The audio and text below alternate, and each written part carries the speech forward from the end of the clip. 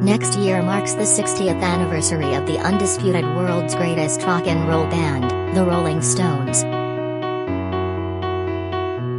That the impeccable Charlie Watts will be missing from the celebrations is a huge source of sadness. A year younger than the Beatles' Ringo Starr, his death at 80 is a sign that time is running out for the old guard who changed popular music forever in the 60s.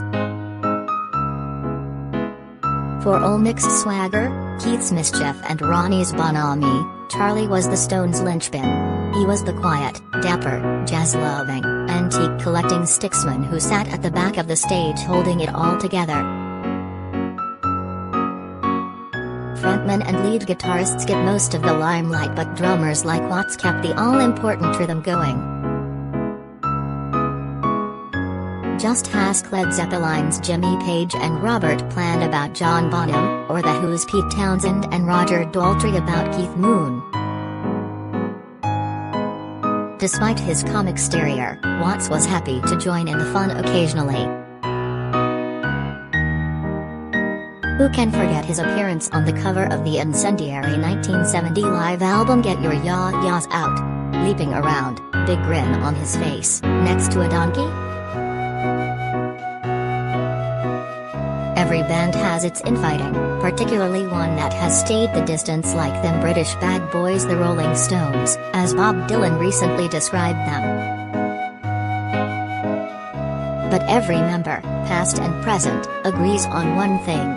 They all loved Charlie Watts. Blue Circle, read our Charlie Watts blog for the latest updates on his death.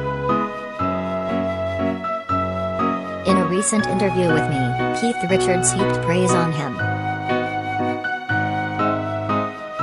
Charlie is an amazing man, he enthused. The hardest job in a band is drumming, and I'm in awe of the sheer power and subtlety of the man. I go up there just to be able to play with Charlie Watts.